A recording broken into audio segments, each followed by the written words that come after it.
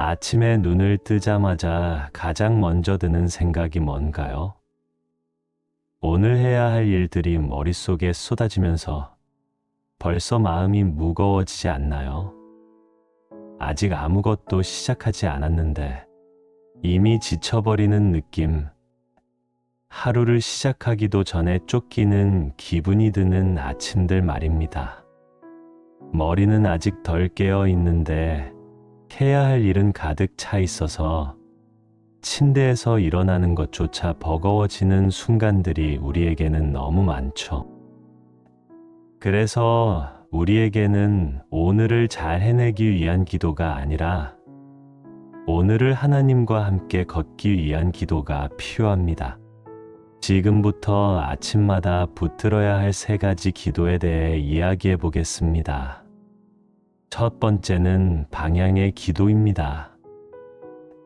아침에 우리는 자꾸 오늘 하루를 내 능력으로 해내려고 하거든요.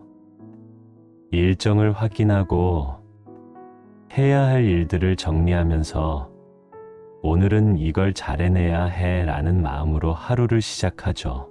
그런데 이렇게 시작하면 하루 종일 능력 모드로 살게 됩니다. 잘해야 한다는 압박감, 실수하면 안 된다는 긴장감이 아침부터 우리를 짓누르게 되는 거예요. 성경에서 예수님은 제자들에게 이렇게 말씀하셨습니다. 너희는 먼저 그의 나라와 그의 의를 구하라 그리하면 이 모든 것을 너희에게 더하시리라. 이 말씀은 오늘 해야 할 일들을 무시하라는 게 아니에요. 오히려 그 일들의 방향을 누구에게 맡기느냐가 중요하다는 거죠. 내가 주인이 되어 오늘을 이끌어가려고 하면 결국 내 능력의 한계에 부딪히게 되지만 하나님께 방향을 맡기면 그분이 필요한 모든 것을 더해 주신다는 겁니다. 방향의 기도는 이런 마음을 내려놓는 것부터 시작합니다. 오늘 해야 할 일들이 많은 건 맞는데 그 일들의 주인이 내가 아니라 하나님이시라는 걸 인정하는 거죠. 오늘 내가 선택해야 할 것들이 있고 버텨야 할 순간들이 분명 올 겁니다. 그런데 그 모든 것의 방향을 내 능력에 맡기는 게 아니라 주님께 맡기는 거예요. 잘하게 해달라고 기도하는 게 아니라 함께 걸어달라고 기도하는 겁니다. 이 기도를 드리면 우리의 하루가 달라지거든요. 오늘 해야 할 일정들, 만나야 할 사람들, 처리해야 할 업무들을 하나님 앞에 펼쳐놓고 이 모든 것의 방향을 주님께 맡깁니다. 라고 고백하는 거죠. 그러면 우리는 능력 모드에서 동행 모드로 옮겨가게 됩니다. 오늘을 잘해내야 한다는 부담감이 아니라 오늘을 함께 걸으면 된다는 평안함으로 하루를 시작할 수 있게 되는 거예요. 두 번째는 중심의 기도입니다. 솔직히 말하면 우리는 오늘도 분명히 흔들릴 겁니다. 아무리 아침에 기도하고 마음을 다잡아도 하루를 살다 보면 흔들리는 순간이 꼭 오거든요. 누군가의 말 한마디에, 예상치 못한 상황 하나에, 순간적인 감정에 우리의 중심이 무너질 수 있죠. 그래서 우리에게는 흔들렸을 때 다시 돌아올 중심이 필요합니다. 시편 62편 5절에서 다윗은 이렇게 고백합니다. 나의 영혼아 잠잠히 하나님만 바라라. 물은 나의 소망이 그로부터 나오는도다. 다윗도 평생을 살면서 수없이 흔들렸던 사람이에요. 사울 왕에게 쫓기고 아들에게 배신당하고 전쟁터에서 수많은 위기를 겪었죠. 그런데 그가 흔들릴 때마다 했던 일이 바로 이거였습니다. 나의 영혼아, 잠잠히 하나님만 바라라. 흔들리는 자신의 마음에게 다시 돌아갈 중심을 명령한 거예요.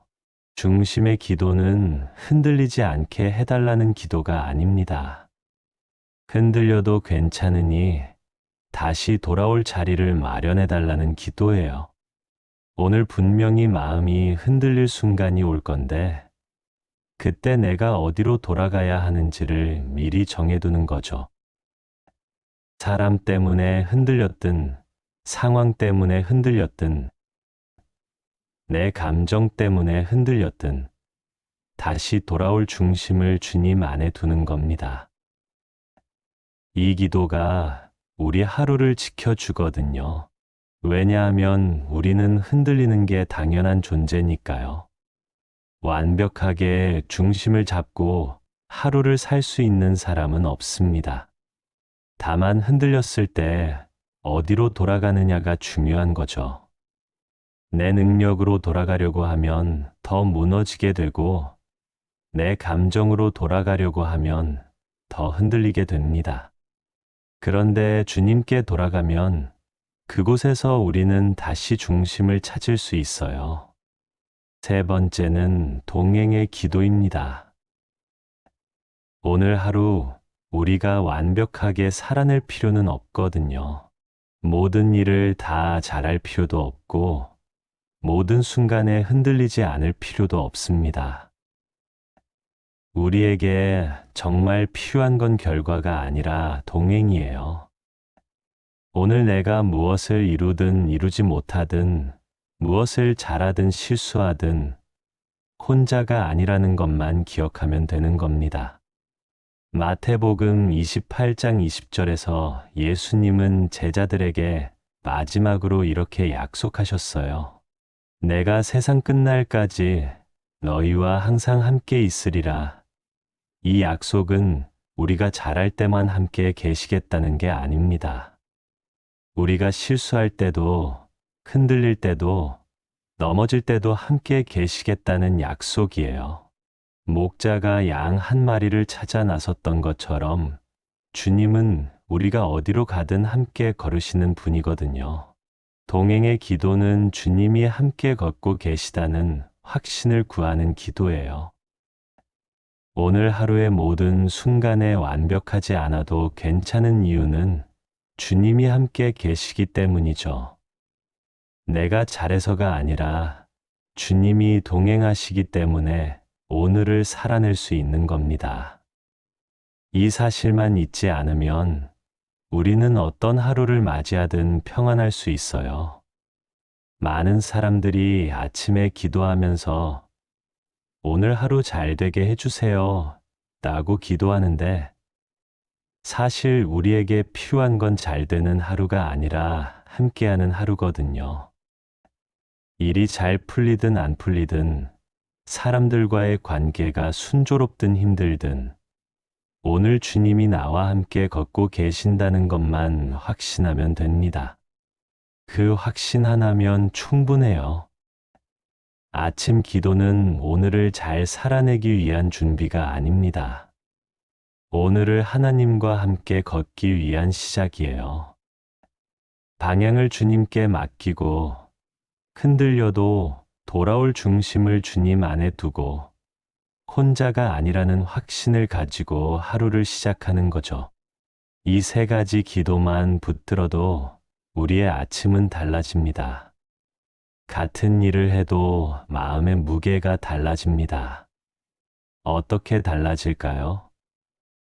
어제까지는 출근길에 가슴이 답답하고 어깨가 무거웠다면, 이 기도를 하고 나서는 같은 출근길도 조금은 가볍게 걸을 수 있게 되거든요. 해야 할 일의 양은 그대로인데 그 일을 바라보는 시선이 바뀌는 겁니다. 내가 다 해내야 해서 주님과 함께하면 대로 바뀌는 순간, 마음에 숨 쉴 공간이 생깁니다. 사람들과의 관계도 달라집니다. 아침에 방향을 주님께 맡기고 나면 오늘 만날 사람들에게 덜 휘둘리게 되거든요. 누군가 날카로운 말을 해도 예전 같으면 하루 종일 마음에 남았을 그 말이 이제는 흔들렸다가도 금방 제자리를 찾게 됩니다. 아, 내 중심은 여기가 아니지. 그렇게 다시 주님께로 마음을 돌릴 수 있게 되는 거예요. 무엇보다 하루를 마칠 때의 마음이 달라집니다. 예전에는 저녁이 되면 오늘도 이것밖에 못했네. 왜 이렇게 실수가 많았지 하며 스스로를 몰아붙였다면 이제는 오늘도 주님이 함께 걸어주셨구나. 이 감사가 먼저 떠오릅니다. 완벽하지 않았어도, 흔들렸던 순간이 있었어도, 혼자가 아니었다는 사실만으로 하루가 충분히 의미 있어지는 거죠. 그래서 잠자리에 들 때 마음이 조금 더 편안해집니다.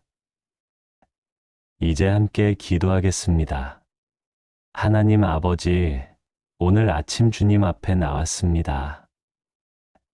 오늘 해야 할 일들이 많고 마음은 벌써 쫓기고 있지만 이 모든 것의 방향을 주님께 맡깁니다.